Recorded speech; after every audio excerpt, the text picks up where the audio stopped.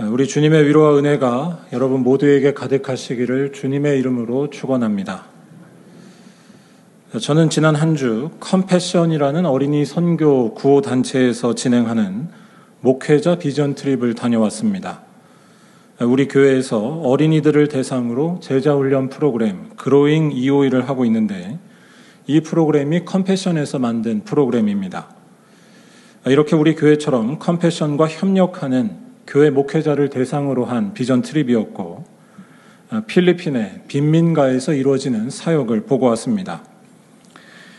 이번 시간이 저에게는 여러 생각을 할 수 있는 시간이었는데 가장 크게 다가왔던 것은 사람을 변화시키는 핵심은 단순한 환경의 개선이나 또는 교양과 지식을 가르치는 것에 있지 않다는 것을 다시 한번 깊이 느낀 일이었습니다. 바로 예수 그리스도 안에서 일어난 일을 들여다보지 않는 한 근본적인 변화는 일어나지 않고 한계에 부딪힐 뿐이라는 사실이었습니다. 6.25 때 전쟁 고아를 돌보면서 시작된 이 컴패션의 모토는 지금 화면에 나오는 것처럼 한 어린이를 예수의 이름으로 가난에서 해방시키는 것입니다. 가난과 질병 등으로 비극적으로 살아가는 어린이들을 건강하고 안전하게 양육시키는 것이 이 단체가 하고 있는 일입니다. 그래서 균형 잡힌 영양 섭취를 위해 잘 준비된 음식을 제공하기도 하고 열심히 공부하도록 학용품과 교복 등을 지원하기도 합니다. 제가 다녀온 사진 몇 장을 좀 보여드리려고 하는데요. 네, 저렇게 가정을 방문했었고요. 네, 또 보여주시죠. 가서 함께 기도하는 시간도 가졌습니다. 네. 그런데 이렇게 많은 활동을 하면서 이 모든 것에서 빼놓지 않는 것이 있었습니다. 그것은 바로 신앙의 성장이었습니다. 예수를 만나게 하는 것이 가장 결정적이다라는 고백이 이 모든 프로그램에 깔려 있었습니다. 저희가 하루는 이 프로그램을 다 마치고 성인이 된 분들, 일종의 졸업생들을 만났었는데요. 이들의 이야기가 참 흥미로웠고 제 가슴을 뛰게 했습니다. 재정적인 도움, 의료적인 도움 등등도 분명 부인할 수 없는 도움이었지만 무엇보다 자신들이 목격하고 직면하면서 가장 확실하게 도움을 얻은 것은 하나님이 자신들을 어떻게 사랑하시는가에 대한 것이었다고 담담하게 말하는 것이었습니다. 그 졸업생들 나온 사진 한번 보여주실까요?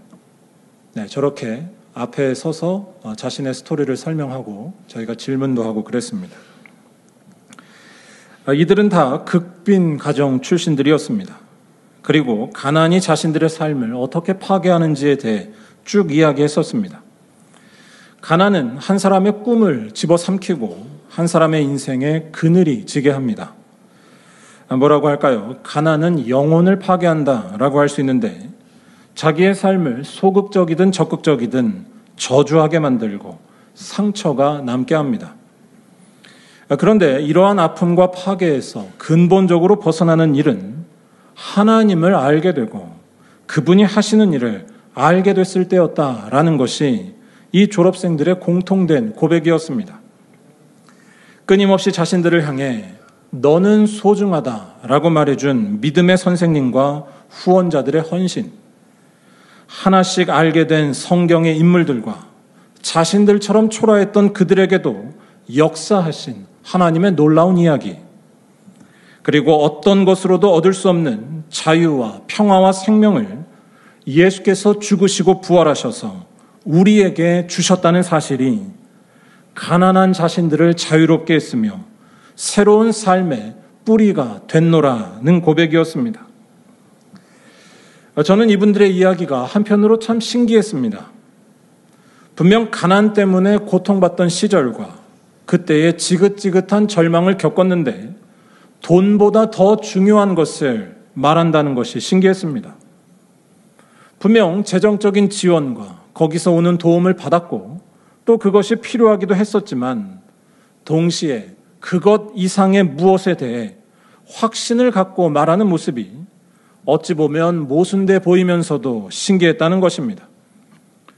바로 예수 안에서 세상 모든 것으로부터 자유해졌으며 참으로 나는 존귀한 자가 되었고 하나님이 함께하는 자가 되었다라는 고백이었습니다.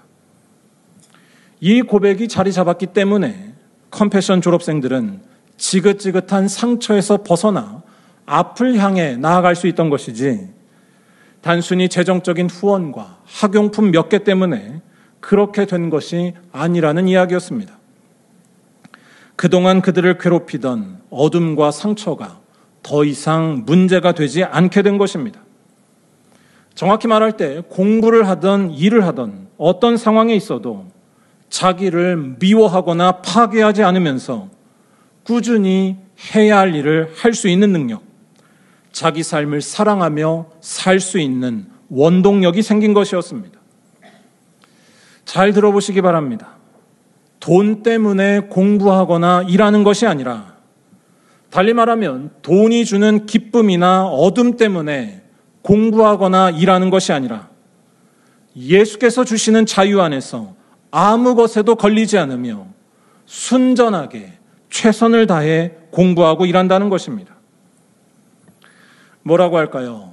나의 체면을 세우는 것이 공부나 일의 목적이 아니고 눈치나 경쟁에서의 승리도 그 이유가 아니라는 것입니다. 여러분, 그런 것들과 상관없이 공부하고 일하며 자기 삶을 사랑하며 사는 것을 상상해 보셨나요? 오롯이 하루하루를 하나님의 선물로 받아들이고 어떤 형편에도 낙심치 않고 최선을 다할 수 있는 근본적인 변화가 일어났던 것입니다. 예수의 보혈이 그들에게 그 일을 행했던 것입니다. 오늘 읽은 말씀에서도 바울은 이러한 질문과 도전을 합니다. 일단 9절에서 바울은 갈라디아 교인들에게 선을 행하라 라고 권면합니다. 여기에서 선을 행하라 라는 이 말을 그저 당연하게 보거나 또는 갈라디아서를 마무리하며 덧붙인 좋은 말 정도로 이해해서는 곤란합니다. 간혹 우리들은 선한 일을 일종의 부가적인 일, 신앙생활의 과외활동 정도로 이해하곤 합니다. 선행을 선교를 위한 하나의 도구처럼 여기기도 합니다. 어디까지나 교회에 나오게 하려고 돕는다라는 것입니다. 그런데 이러한 이해는 기독교의 핵심과 거리가 멀고 오늘 말씀에 나온 바울의 말을 오해한 것입니다. 선을 행하라고 권면하던 바울은 지금 기독교의 핵심을 이야기하던 중이었습니다. 잘 보시기 바랍니다. 오직 믿음으로 의롭게 여겨진다라는 신앙 고백 때문에 우리 그리스도인들의 삶이나 행동을 무시하려는 태도는 지극히 조심해야 합니다. 또한 반대로 어디까지나 제대로 사는 것에 신경 써야지 하면서 믿음을 강조하는 것을 무시하려는 태도도 역시 잘 돌아봐야 합니다. 믿음으로 의롭게 여겨지지 않는 한, 곧 예수의 십자가를 알고 그분의 능력에 사로잡히지 않는 한, 우리가 선한 일을 진정으로 행한다는 것은 불가능에 가깝기 때문입니다.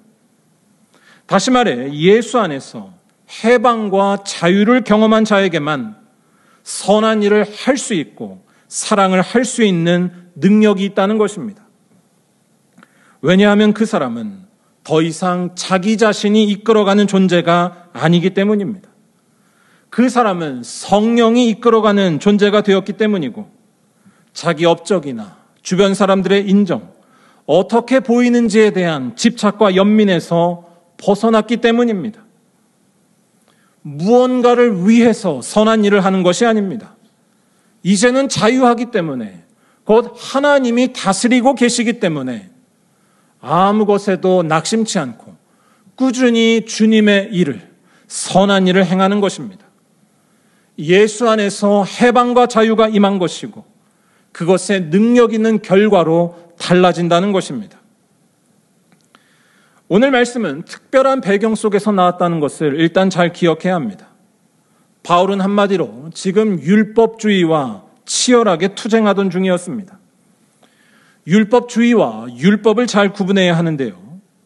갈라디아 교회 성도들은 아주 실제적이고 첨예한 문제에 부딪히고 있었습니다. 교회 안에 율법을 잘 모르고 또 따르지도 않고 있던 성도들을 향해 어떤 그리스도인들이 나타나 그런 모습에 대해 지적하고 있던 것입니다. 그렇게 하면 안 된다는 것입니다. 이러한 지적을 단순히 율법을 지나치게 강조하는 어떤 유대교 출신 그리스도인들의 간섭 정도로만 보게 되면 이 말씀을 다 이해할 수가 없습니다. 이 말씀은 뭐라고 할까요? 신앙생활에 대한 실제적인 질문이었습니다. 예수 믿는 사람들이 율법, 즉 일종의 사회적인 기준과 질서에서 벗어나 문제를 일으키는 모습들을 볼 때에 이것을 보완하기 위해서라도, 아니 진정한 구원에 이르기 위해서라면 율법을 잘 지켜야 한다라고 주장하며 다가왔던 것입니다. 언제든지 허물이 드러날 수밖에 없는 우리 인간의 연약한 모습을 볼 때에 결국엔 율법이 절대적으로 필요하다는 이야기를 하는 것이었습니다. 예수도 믿되 율법도 지켜야만 된다. 그래야 현실적이라는 이야기였습니다. 여러분, 이런 이야기가 매우 설득력 있게 느껴지지 않으시나요? 이런 상황에서 선을 행하라고 말하던 바울의 권면이 어쩌면 마지못해 한 이야기처럼 들릴지도 모릅니다. 방금 설명드린 현실적인 문제 앞에 바울도 어쩔 수 없이 동조한 것으로 보는 것입니다. 이번 비전 트립에 탈북자 출신 전도사님 부부도 오셨는데 남편 전도사님이 한국에 와서 교회 대항 축구 경기에 심판으로 참여했다가 큰 충격을 받으신 이야기를 하신 적이 있었습니다. 그때 이분이 아직 예수를 믿기 전이었고 아내만 열심히 교회를 다니고 있었는데 교인들끼리 하는 경기니까 시작할 때는 다 같이 모여서 기도하고 시작했다고 합니다. 그런데 경기가 시작되고 나서 어떻게 됐을까요? 경기가 시작되고 과열되니까 방금 모여 기도했던 장로님 집사님들이 한 번도 들어본 적이 없는 욕을 그렇게 많이 했다고 합니다. 북한보다 우리가 욕이 더 세다고 합니다. 특별히 자신은 심판이니까 제일로 심하게 욕을 먹었다고 합니다. 더 놀라운 일이 있었습니다. 더 놀란 것은 다 끝나고 나서는 역시 기도하고 마쳤다는 것입니다. 이런 것만 봐도 믿음의 한계라고 할까요? 율법도 있어야만 한다라는 그 주장에 우리의 마음이 끌립니다. 믿음만으로는 부족해 보이고 기도하고 욕하는 것을 보면 어쩔 수 없다는 것입니다. 그런데 이러한 상황에서 바울은 율법도 있어야만 한다라는 그 주장에 동조한 것이 아니라 오히려 비판합니다. 율법을 잘 지켜야 한다라고 말하는 그 주장이 사실 율법을 정말로 지키려는 것이 아니라 그저 면피하고 자기 자랑을 하기 위한 일에 불과하다는 것을 포착한 것이었습니다. 13절에 바울의 그 말씀이 나옵니다. 율법을 행할 온전한 능력이 우리에게 없다는 것입니다. 내 딴에 선한 일을 해도 아쉬움과 허전함이 남고 때로는 상대방을 파괴하기까지 하는 것이 그 증거라고 할 수 있습니다. 동시에 바울은 우리가 붙들어야 할 신앙의 본질을 끝까지 놓치지 않습니다. 그래서 9절에서 선한 일을 하라라고 권면했던 것인데 바로 예수 안에서 일어난 일을 직면한다면 우리에게 없던 능력이, 새로운 능력이 생겨난다는 것입니다. 곧 온전히 하나님의 말씀을 따르고 낙심치 않고 선한 일을 행한다는 것입니다. 왜냐하면 예수 외에는 모든 것들이 작아지는 일, 더 이상 아무것도 나를 붙잡거나 속박하지 못하는 해방과 자유가 일어났기 때문입니다. 방금 이야기한 축구 이야기로 하자면 욕을 할 정도로 무조건 이겨야 된다는 강박이나 불안에서 벗어나 축구 자체를 즐기는 것입니다. 결과에 상관없이 재밌어하며 열심히 뛰는 것이라고 할까요? 여러분 그렇게 축구하는 것 생각이나 해보셨나요? 반대로 말해 욕하면 안 된다는 법과 규정, 그걸 지키려는 노력이 우리의 속모습까지 겉으로 드러나건 잘 포장해서 감추건 부인할 수 없는 그 성질까지 다 극복할 수 있을까요? 바울의 말을 잘 보시기 바랍니다. 선한 일에 힘쓰라고 말하기 전에 8절에서 바울은 먼저 이렇게 말합니다. 성령을 위하여 심는 자는 성령으로부터 영생을 거두리라. 언뜻 보기에 이 말은 선을 행하라는 말을 다른 식으로 말하는 것처럼 보입니다. 하지만 이 말은 새로운 현실을 꿰뚫어 보고 한 말이었습니다. 어쩔 수 없이 율법 자체를 절대화시켜서 선을 행해야 한다는 논리가 설 자리가 없어지는 어떤 일에 대해 바울은 지금 말하고 있던 중이었습니다. 바로 인간이 율법을 지키고 선을 행하는 일, 영생을 거두게 되는 그 일은 오직 성령께 사로잡힐 때에만 가능하다는 것입니다. 성령을 위하여 심는다는 말은 단순히 어떤 좋은 선택을 하라는 지적이라기보다는 자기 삶의 방향을 성령께 온전히 맡긴다는 뜻입니다. 정확히 말해 성령께서 인도하시는 것에서 내 삶의 기쁨과 만족을 추구하는 것입니다. 곧 성령의 사람이 되는 것입니다. 그리고 이러한 성령의 사람이 될 때에만 우리는 선을 행할 수 있고 꾸준히 흔들리지 않고 하나님의 뜻을 오롯이 지킬 수 있다는 것입니다. 왜 그럴까요? 그 이유는 분명합니다. 성령의 사람은 중요한 것이 다 바뀌었기 때문입니다. 정확히 말해 성령의 사람은 남들을 의식하며 살던 것에서 자유로워졌으며 경쟁이나 비교에 매이지 않습니다. 성령께서 그에게 생명이 되시고 평화가 되시며 함께 하시기 때문입니다. 이러한 사람에게 선한 일이란 눈치 보여서 하는 일이 결코 되지 않습니다. 이런 사람에게 선한 일이란 그 자체로 즐거운 일이라는 것입니다. 그 일이 성령께서 이끄시는 일이기 때문이고 성령께서 이끄시는 것이 그의 기쁨이 되었기 때문입니다. 의도적으로 무언가를 하는 것이 아니라 선한 일 자체에 빠져드는 것입니다. 이러한 사실은 14절에서 바울이 했던 또 다른 말에서 확인할 수 있습니다. 방금 성령의 사람이 되는 것에 대해 말씀드렸는데 성령의 사람이 되는 것을 어떤 신비한 현상으로만 이해하려는 것을 넘어서야 합니다. 성령의 사람은 예수를 똑똑히 아는 사람입니다. 그분 안에서 새로운 일을 겪은 사람입니다. 예수의 십자가만이 나에게 자유를 주고 평강을 주며 기쁨과 위안을 준다는 사실, 그 비밀에 눈이 열린 것입니다. 성령이 생명의 영이시고 생명은 오직 예수께 있기 때문입니다. 14절을 다시 잘 보시기 바랍니다. 바울은 예수의 십자가 외에는 아무것도 자랑할 것이 없다고 선언합니다. 다른 모든 것들이 이제는 더 이상 자랑이 되지 않는다는 것입니다. 이 말이 충격적인 것은 자기 자신에 대해서도 더 이상 자랑하거나 붙잡지 않는다는 뜻이 되기 때문입니다. 우리들에게 있어서 자기 자신을 벗어나는 일은 상상도 할 수가 없습니다. 24시간 모든 일을 자기를 중심으로 생각하고 자기를 위한 것에 늘 신경이 곤두섭니다. 그런데 예수의 십자가를 직면할 때에 상상도 못한 일이 벌어진다는 것이 바울의 체험이었고 그의 고백이었습니다. 자기에 대한 끊을 수 없었던 연민마저 사라진다는 것입니다. 자기를 자랑함으로써 살아있음을 확인하고 싶은 마음, 그 질긴 마음이 더 이상 보이지 않게 된다는 것입니다. 왜냐하면 예수의 십자가만이 참된 평강으로 인도한다는 것을 똑똑히 경험했기 때문입니다. 예수의 십자가가 자유롭게 한 것입니다. 나 자신에게 매달리지 않아도 언제나 평화라는 것입니다.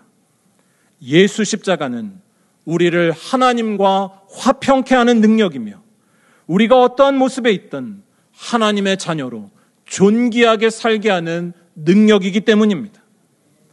그리고 이 사실에 눈을 떴기 때문에 바울은 율법을 지켜야만 구원을 얻는다는 그 논리가 아무리 설득력 있게 다가와도 거기에 빠지지 않을 수 있었습니다. 아니, 그 주장을 넘어서는 새로운 세계를 그는 분명히 보았고 말할 수 있었습니다. 예수 십자가로 평화와 자유를 얻은 사람은 낙심치 않으며 꾸준히 앞을 향해 나아가며 선을 행한다는 것입니다. 이러한 사람은 자기에 대한 사랑에서 자유로워졌기 때문입니다. 이러한 사람은 하나님께서 원하시는 것이 그의 기쁨이 되었기 때문입니다. 나를 위한 선한 일에서 벗어나 선한 일 자체에 빨려드는 것입니다. 예수 십자가로 세상에 대해 죽었고 세상도 죽은 것입니다. 아니, 이 모습은 예수의 모습에 점점 닮아가는 것입니다. 예수야말로 하나님과 하나 되어 자기에 대한 연민에서 벗어나셨고 하나님께서 원하시는 일에 끝까지 빠져들었기 때문입니다. 곧 십자가에서 죽기까지 하나님께 순종하신 것입니다.